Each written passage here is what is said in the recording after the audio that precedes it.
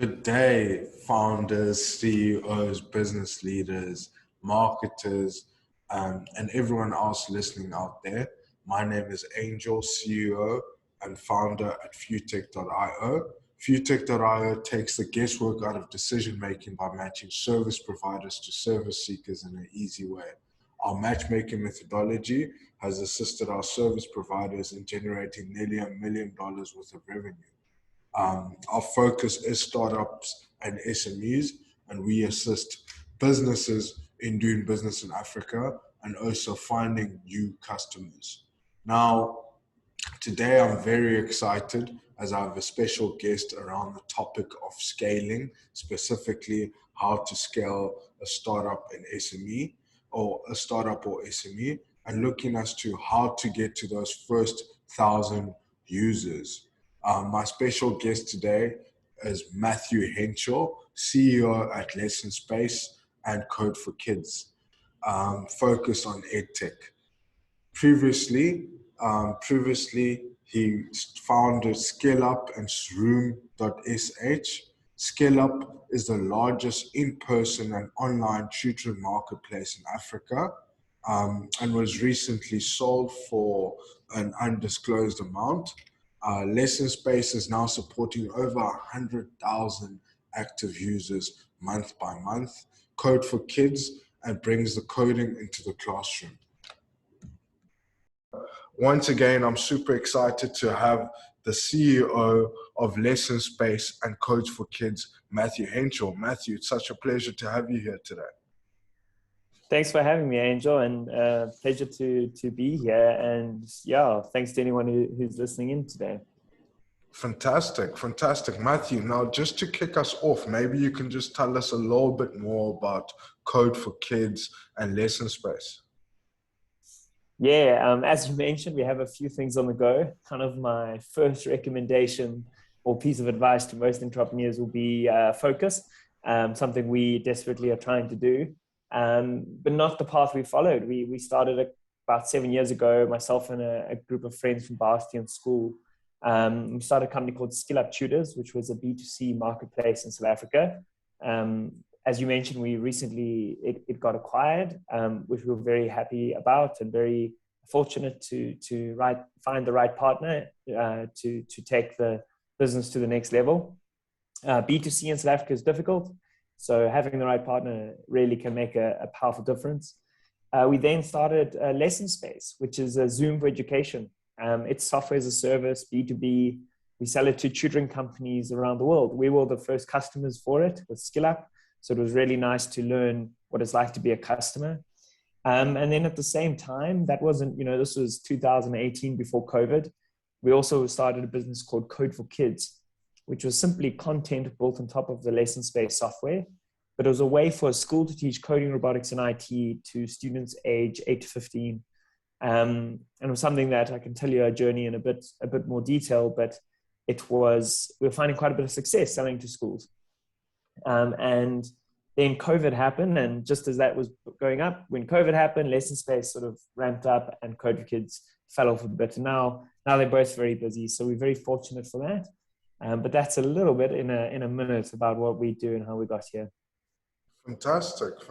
Well, Matthew, so I've been following your your work for quite some time, and you've been doing some exciting stuff.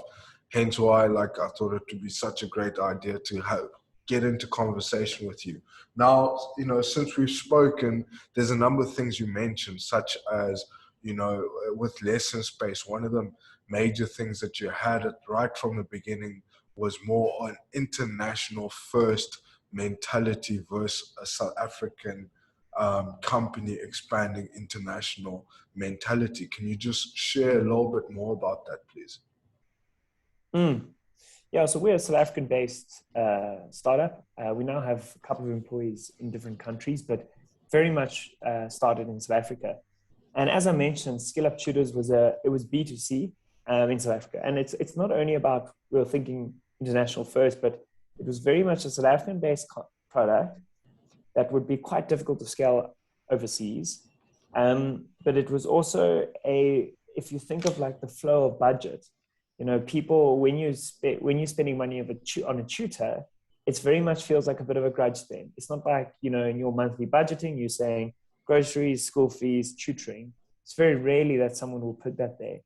So when we started selling Lessonspace, we try to adopt the mentality of saying has to be an international first product.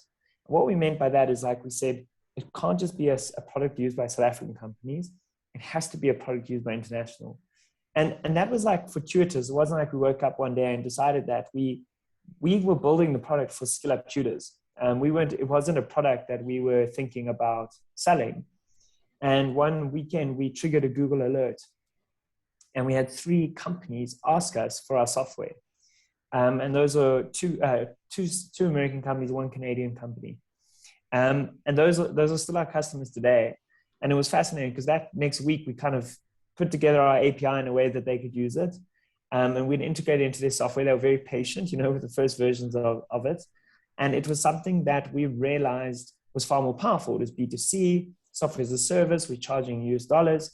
So that's how the kind of idea of this has to be an international first product was born. So when we looked at the top kind of customers from our ideal customer profile, it wasn't saying who's here in South Africa, it was saying who in the world can we target?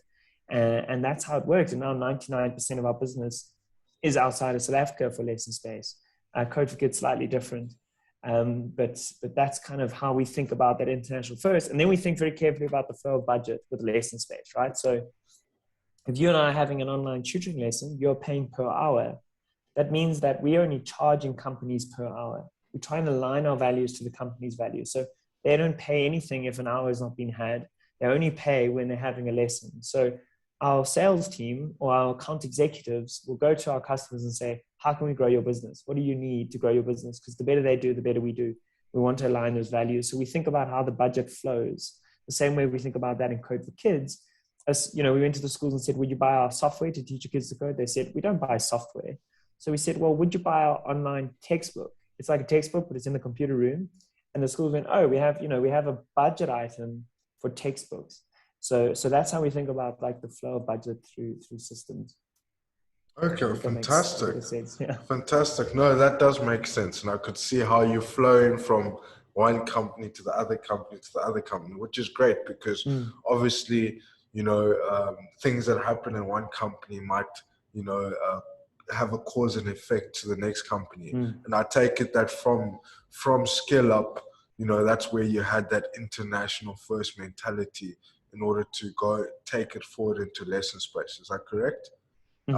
Exactly. So that was it. Yeah, Lessonspace was international first. Fantastic. And obviously, the way I see it as well is that SkillUp was more B2C, where Lessonspace is B2B.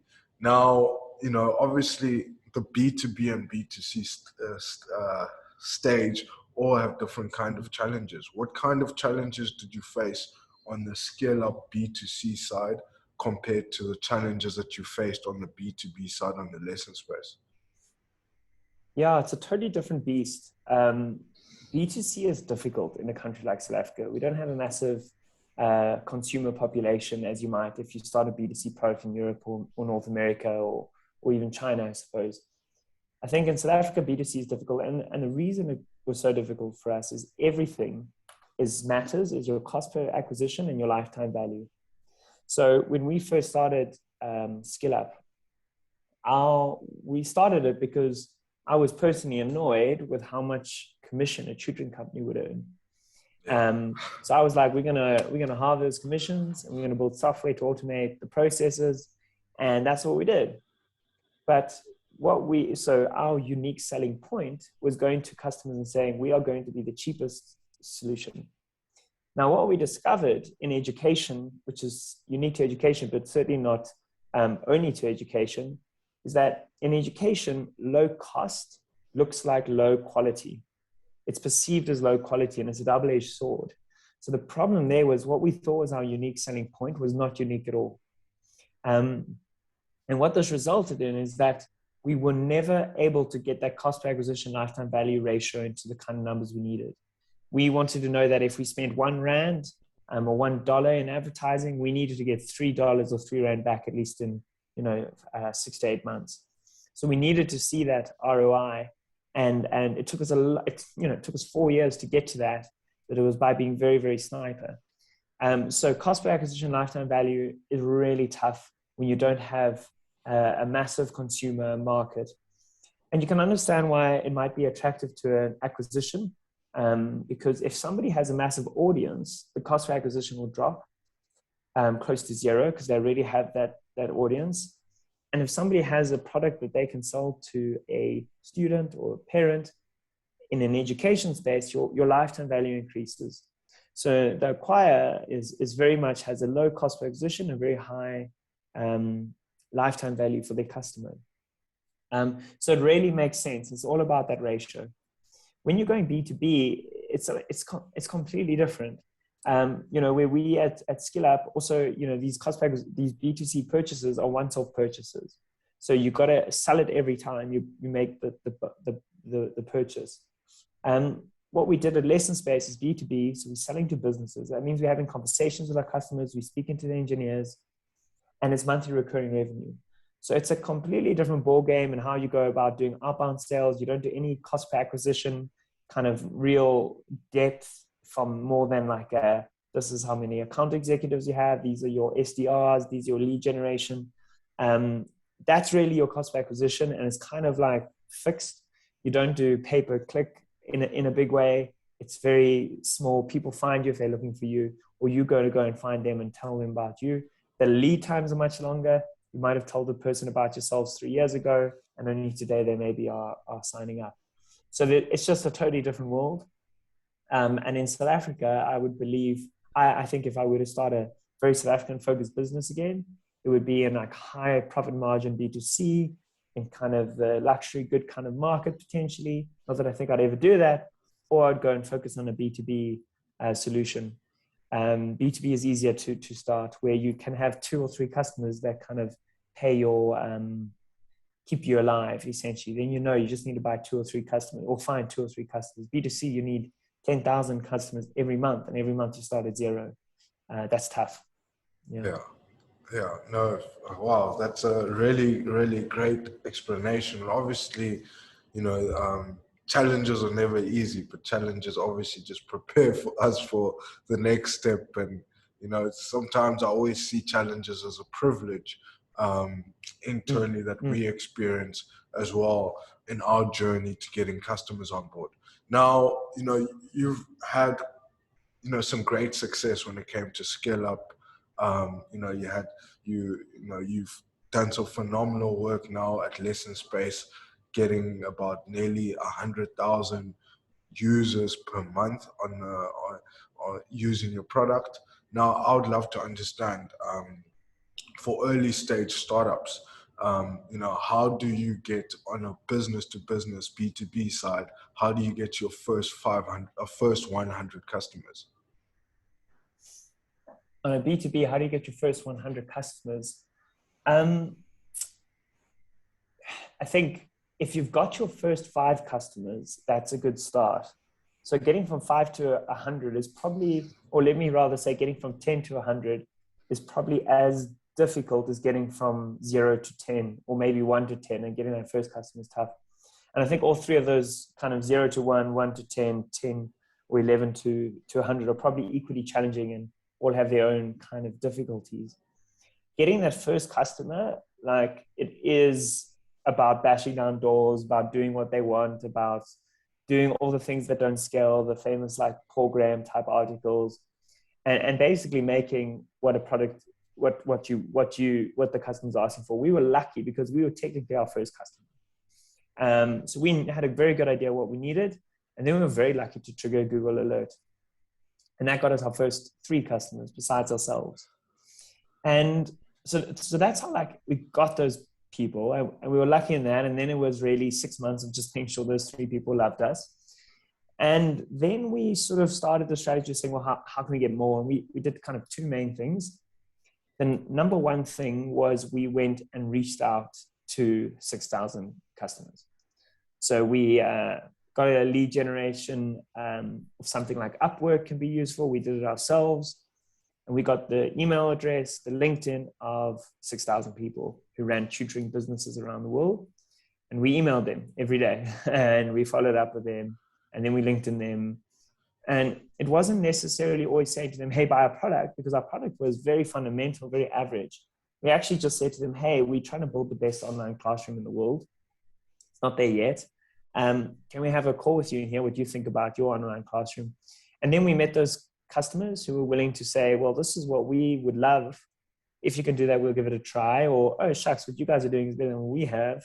So we started to learn what the kind of big important things to them was. It features? Was it data locality? Was it pricing? And then we made sure that our product was unique in those various ways. Be the most reliable, be the easiest to use, be actually one thing we didn't do was be the most affordable. We just actually structured our billing differently. Instead of Zoom as an example, Zoom you pay per user, right? So Zoom is actually incentivized for you to have very few lessons because Zoom pays for bandwidth. So the fewer lessons or the fewer meetings that happen on Zoom, the more money Zoom makes, right? Their cost of goods sold is based on how many lessons you have. So Zoom is not ever incentivized for you to have meetings, right? And maybe that's a good thing. But we are incentivized for our customers to have lessons because we pay for bandwidth and our customers pay us per hour. So the way in which we structured our billing was very, very different. Customers like that. The second thing we do after just lots and lots of emails was we partnered with a couple very luckily strategic integration partners, or channel partners is a more common phrase. So we looked and we said, what are our customers spending money on? Because we asked them. And where we were Zoom for education, our customers also needed an LMS or a learning management system to do their billing, the invoicing, the calendars, the homework uploading, all the other things of managing a student. And there's a couple of really strong companies doing that. And that's a market we're never going to be the best at. So we went to those customers and said, hey, you guys are offering Zoom to your customers. Some of your customers are already using Lessonspace. Why don't you just plug it in? And we have a relationship with those customers. It's a win-win situation. So we then went and integrated with those partners. And once we were integrated there, we were able to say to people looking at us, hey, we actually also already integrate with the product you're using. So it makes it much easier to switch. So the two things that got us, I think, from, let's say, from 5 to 100 was lots and lots of emails, lots of calls. You must understand that took from 2017 to 2020 before COVID, where we had 100 customers. So it's 3-4 years of a lot of work. Yeah. That's wow, that's amazing. It's always good to hear the real story behind, the journey. Are there any, I know you mentioned some tools along the ways. I mean, besides email, you messaged, I think you mentioned LinkedIn, you mentioned one other tools, but are there any tools that were useful to you that you could recommend for others, founders, to try out, to have a look at? You mentioned Upwork in terms of lead generation as well. Any other tools that you would want to recommend? Yeah, I think so now we think a lot more about tools. Now we spend a lot more money on software and tools. Yeah. I think in those first 100, one of the traps that is quite easy to fall in is think, oh, I'm going to sign up to Zoho or HubSpot or MailChimp. And all these tools are really good, but sometimes you can waste like a week and a lot of money or a month trying to understand and trying to fit your processes into these tools. How we got those first 100 was a Google Sheets and a basic mail merge. So you just can send off a whole bunch of emails. That was costing us $39 a year. I remember. I think it might have been $29 a year. I think now it's $39 a year. So in the beginning, we built the process and we didn't ever try and mold our process to other tools. Now, as you get a little bit bigger, you're trying to add people onto the process. You need to define your tools a little bit better. You need to use various things that work. So I'm not going to say that any tool is a silver bullet. The silver bullet here is kind of that the disciplined entrepreneurship, the understanding that you need to do that. If you're going to we have a value at our company, begin with the end in mind, which I can talk about more. But essentially, if that's your goal, what do you have to do every day to achieve that goal? And being super focused on that. And for us, that was sending 100 emails a day and following up with any customers who were responding to those emails. and then following up on LinkedIn with anyone who wasn't responding to emails. And that's what we did for 4 years, essentially. I mean, roughly. Awesome. Yeah. Okay. I think that's anyone that I've spoken to about getting to those first 100 customers, they tell me you got to get your hands dirty. You got to get your hands dirty.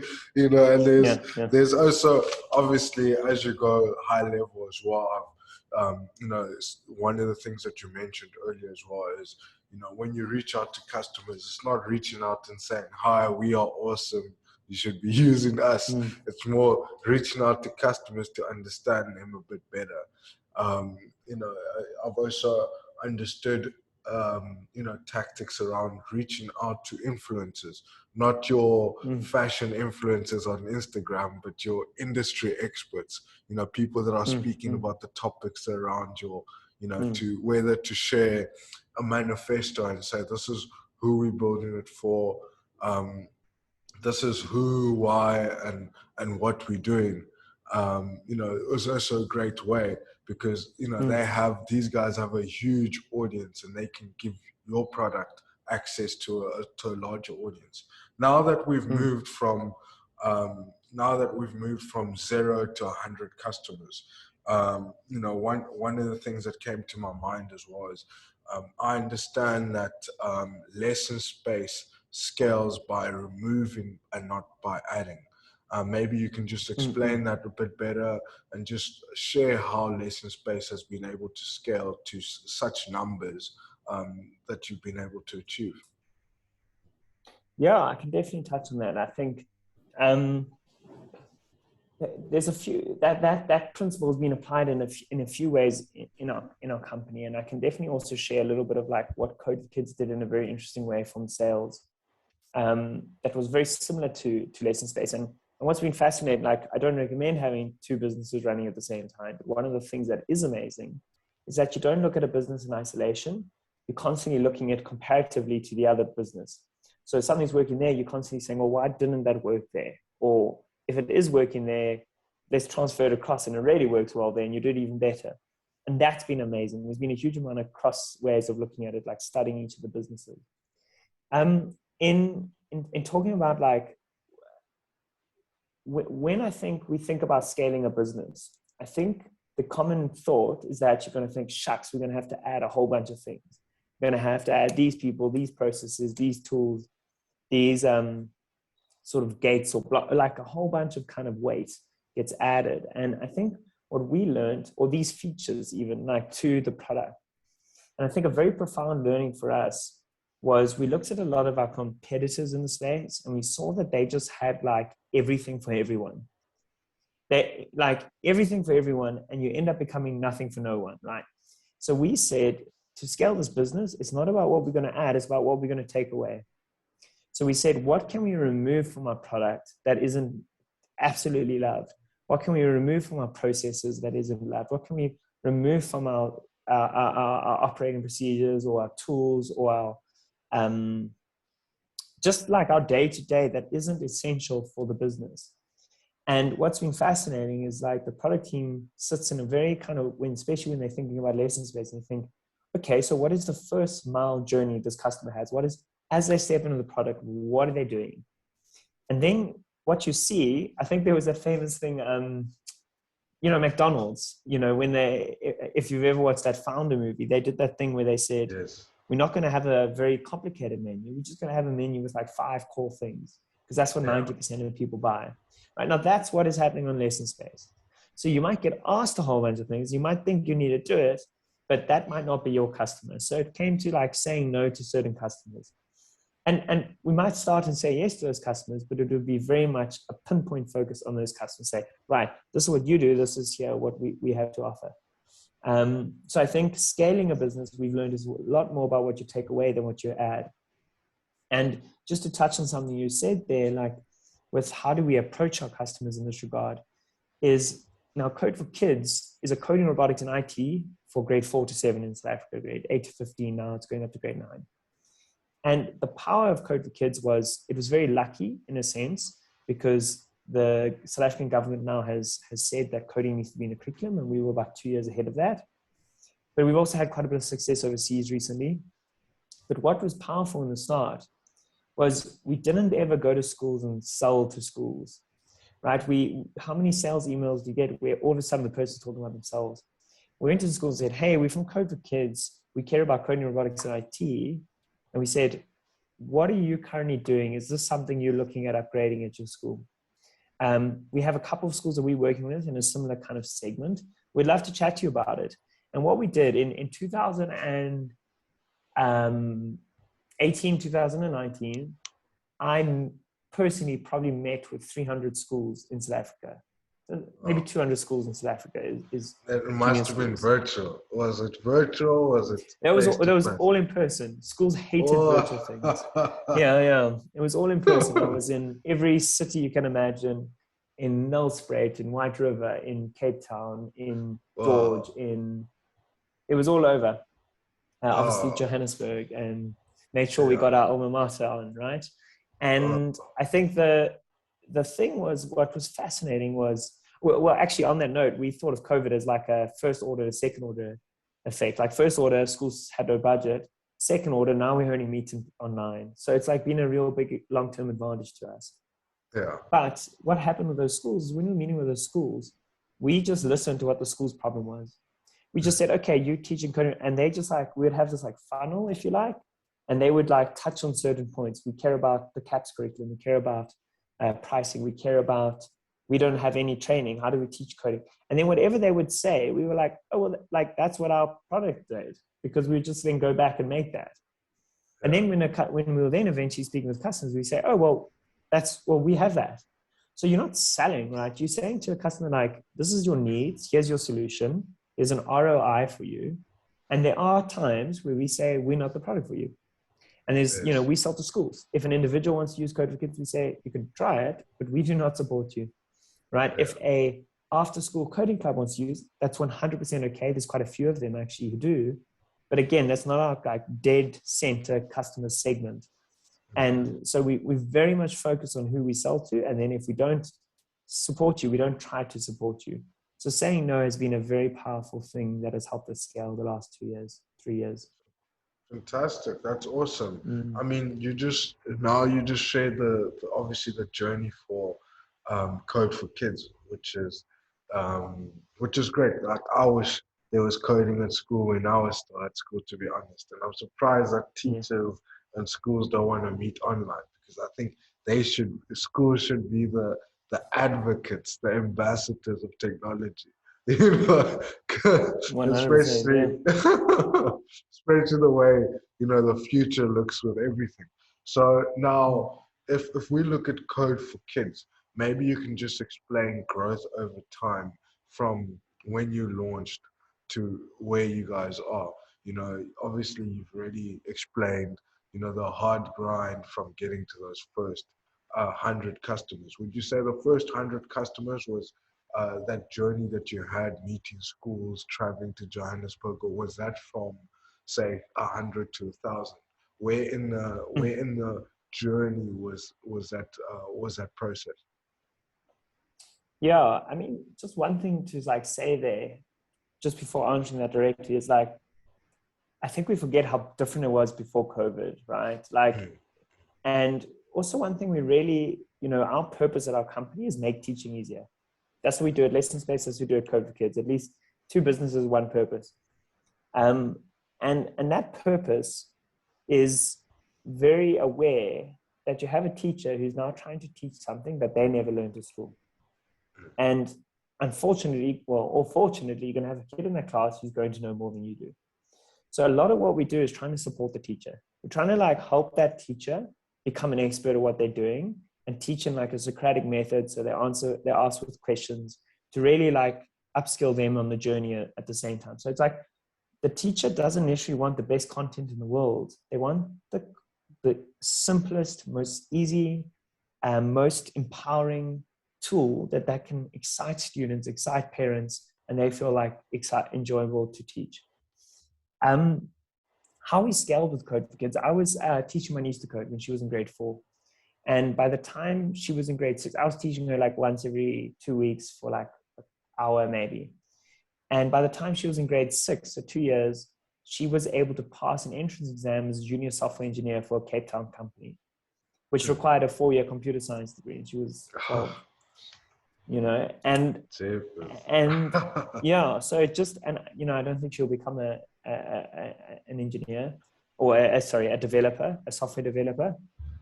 She wasn't like super like, you know, it's not her thing. There's students in her class who can pick it up even faster, but it just highlighted this massive gap between what was happening in school and what was happening in the industry. So I went to a school, which was a school in Cape Town, called Rustenburg Girls Junior. And I said to them, listen, I'm not entirely sure because I had asked her, I said, what are you learning in class? And it's what we had learned in class 20 years earlier. And I said, I'm not entirely sure like what we should be doing in teaching coding. Because again, like this is now 4 years ago when coding was just like, there was no curriculum being announced. There was no idea of what to do. But I said, your kids need to learn this. And I'd love to sort of try and do that. And yeah, we started teaching the kids, the students there, our curriculum, made sure they loved it, made sure it was useful. It was real coding, it wasn't a game. And then we actually had 2 other schools in Cape Town ask us for the curriculum. And that was really lucky. They had, you know, the teachers were speaking to one another and they said, could we do this? And we thought, well, we can do it, but we can't teach it anymore. Let's train the teachers how to do it. And that was how we got our first 3 schools. And then I thought, oh, that's interesting. So I then emailed, you know, the 10 schools I knew in Cape Town. And we got the next maybe 3 or 4 schools from that. And then we started this like rampage of just going, we started hiring people or hired one person in particular to come and help me with just meeting with schools. And that is all we did for the next 2 years. And well, the next like 18 months was just meeting with schools and schools and schools and schools. And the conversion rate was unbelievably high. So we were like, you could meet with a school, and I think from a cold email to a paid customer was like 2.3% or something ridiculous. And the conversion rate of meeting with a school to paid was like 82%. It was just the product market fit was like something you couldn't believe. So it became a machine, right? Here's a sales person, account executive. We know what we need to do. This is how you sell it. Train you up on the product. Here's the list of schools to email. Get your lead generation. Get your sales development reps, and just go wild. As that machine was like turning on, COVID happened. And then you'd send 100 cold emails, you get 1 reply, right? So it was like chalk and cheese. And that's obviously understandable, but we noticed then there was a second kind of knock-on effect that, hey, now we could meet schools online. So Code for Kids went through, the revenue dropped, I think like 60% in April, and it went to 0 in May. The revenue just went straight to 0. And in May 2020. And we just kind of held tight. And at the end of the year, we started conversations with schools again. And now we are, you know, we grew, we got it back. We beat, you know, the kind of goals we had. Well, the 2019 numbers we beat in 2021. And then we've now got a sort of 200% growth rate in 2022. So it's really now just a machine working. We got, I think, 40,000 students in South Africa using it, and we started getting a couple of sales in New Zealand and the UK and India and the US, Kuwait, Botswana, so a couple of places, you know, all over. And again, it's just about trying the machine. Something we did wrong in the beginning was we went shotgun at first. We said, oh, we're going to try every country, and then we went straight back and said just South Africa. Got South Africa working last year. Now we started getting a couple other countries. It shows, something I've learned there is when your product market fit is strong, when you understand your customer, and when you build a product based on talking to customers, it works so well relative to kind of having a hype. Like even Lessonspace has a strong product market fit, but it's still 10 times less conversion rates than Code for Kids. In Code for Kids, that's wow, that's awesome. That's really awesome. So how many do you work in terms of active users per month on Code for Kids? So yeah. So what are the numbers for Code for Kids that you're looking at in terms of monthly active users at the moment? We have currently about 40,000 users using it this year. I think it's maybe closer to 45 at the moment. I think there's more than 100 paid schools we've had. And we're starting to get quite a few overseas. I think when I say quite a few, a dozen overseas schools as well, from various points of the globe, which has really been interesting, but probably something we're doing wrong there, as we're probably a bit too shotgunny at the moment. Like, it's worked really well in New Zealand, it hasn't worked really well in Australia. Weird, not quite sure, why. Works really well in some UK schools, or some districts it seems, and some not. So yeah, I was just trying to figure that out. And in the US, you've got to sell to districts, and that's a totally different ball game. So those are much longer sales cycles, a little bit more political.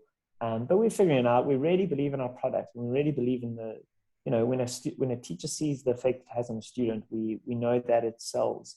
Our schools do free pilots, and we show them just that. So yeah. Fantastic. And Matthew, thank you so much for sharing that. So insightful, and glad to hear the companies are doing so well.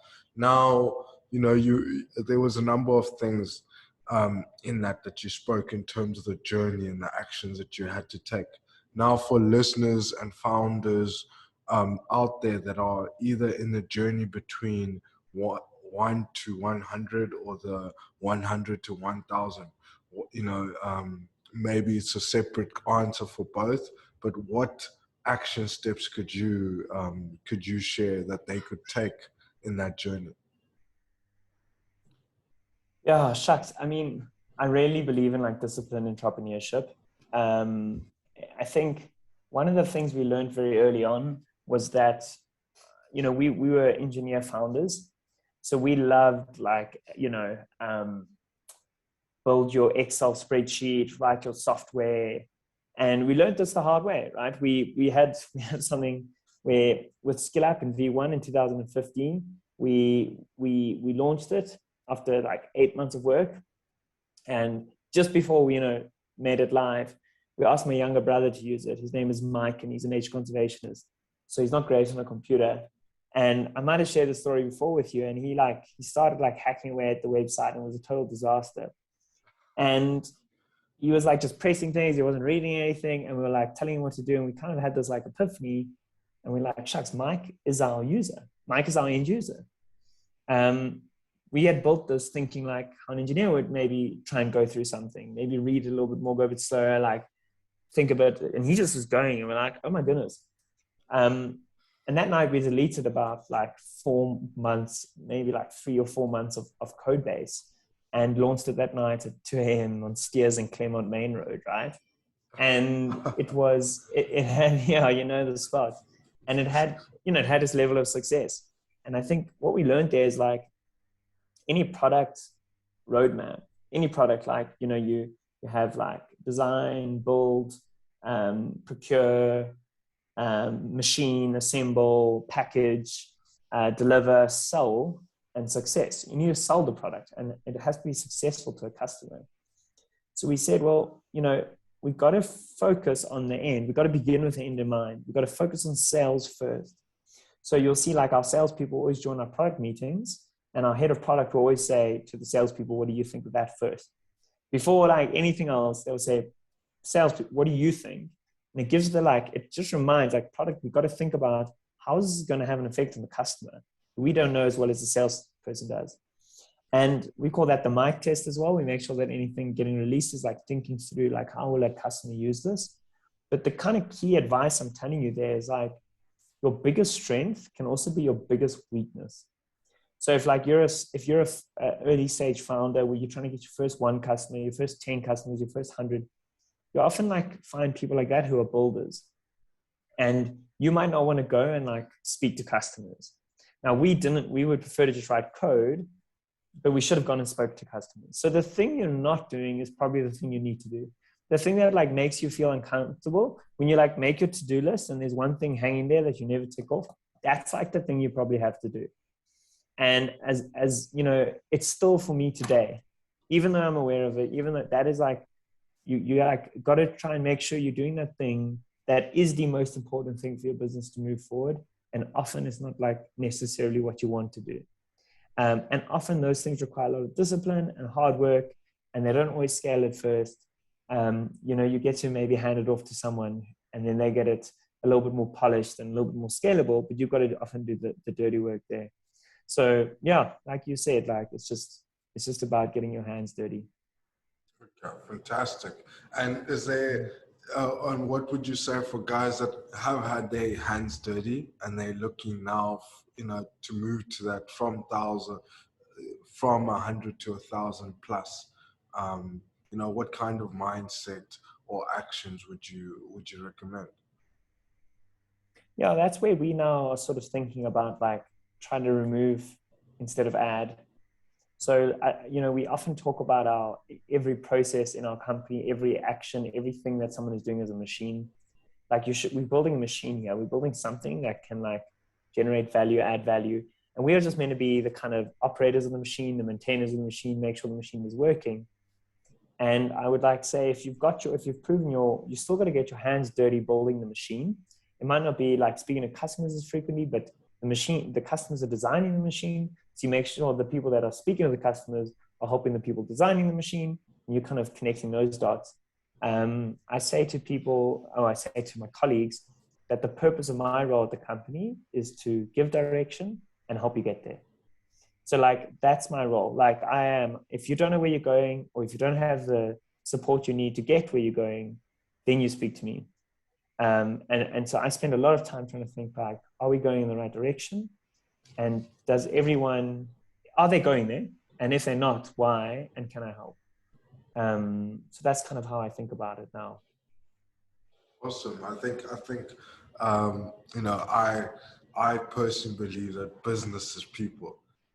Business is people, and especially I don't know how to write a single line of code. So obviously I have to rely on the dev team and my relationship with the dev guys to understand where are we going as a visionary, and ensuring that the team understands where we're going, and I understand that they have a clear picture, and I can trust them has been so important. So I know you mentioned the other day as well, that you're at a stage where it's all about people, spending time with people and actually asking them, what do you need from me to get to where you need to be? Because I know, depending on the business you are in, you might get into a business where it's self-reliant. You don't need anybody. You can do everything yourself. You can scale. You can still make your $1 million or R1 million in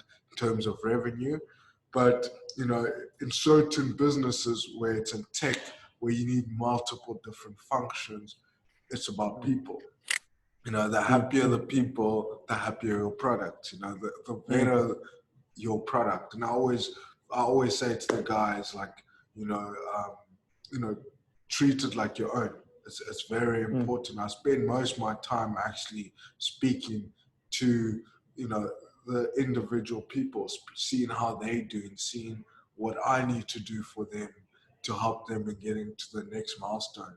But, a major thing for me, particularly as a non-techie founder, is, keeping that vision up to say, this is where we're going, and then letting, the guys tell me is how they're going to get there. And then for me to hold them accountable for each and every milestone, which is a week by week, until we get to the major milestone.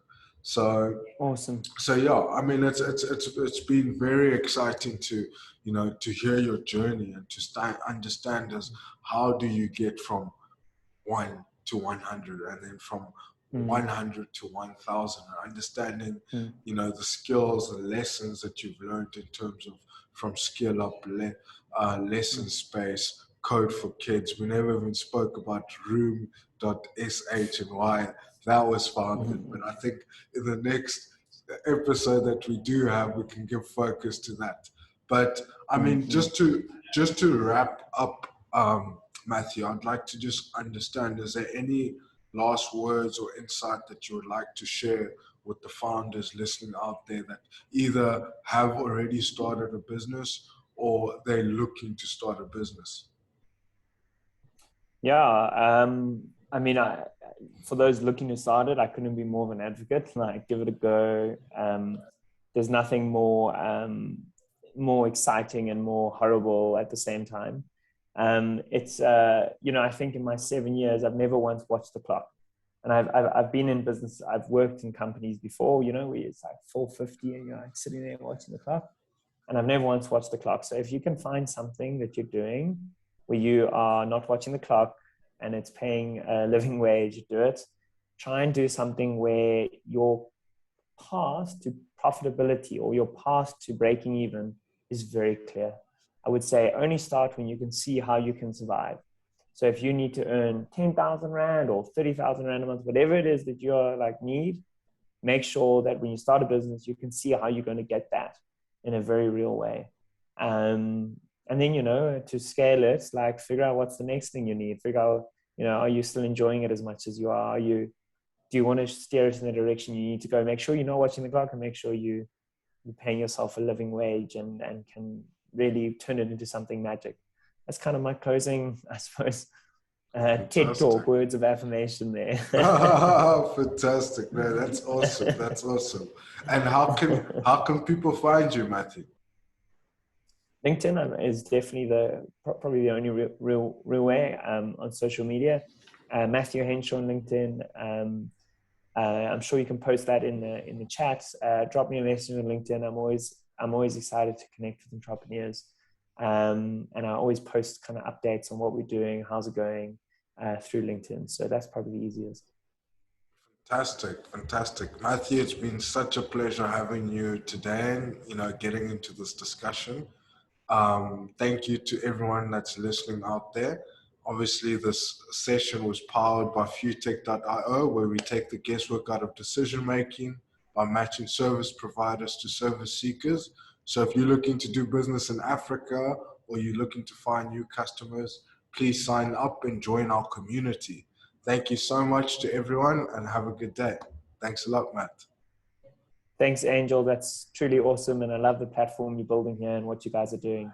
So thanks for giving me the time as well. Thanks, man. Fantastic. Thanks a lot. Cheers, mate.